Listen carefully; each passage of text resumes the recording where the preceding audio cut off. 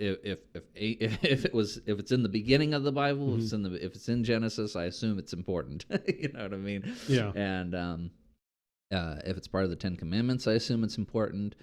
Um, and you've mentioned, the gathering of the saints and how that's important and everything.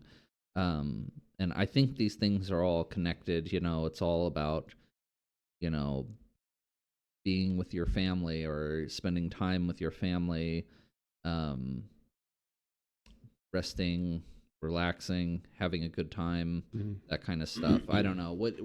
What's your initial thought on this topic here? I think so. I think there's a few different topics, and I do think they're all connected, right? We have the Sabbath day, Yeah. right? What is it? What does it mean? We have rest because that's what Sabbath. That's what Sabbath day was intended for. It was for people to rest. In other Yeah. words, like in the Old Testament, when the Israelites would go get the manna meaning what is this? We don't. Right. Manna, they were instructed to go out 6 days and get it, and on the seventh day, on the last day, which would be Friday, right?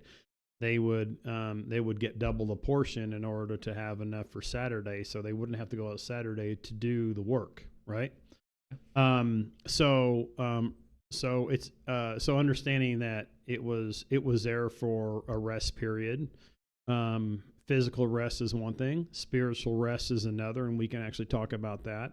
I do think that that it does intertwine with because you mentioned holidays before, right, soon before we got on this this broadcast today.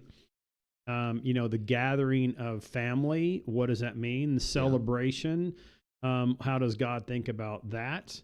How does God think about, just general gatherings in and of themselves, Yeah. So I think all of them are intertwined.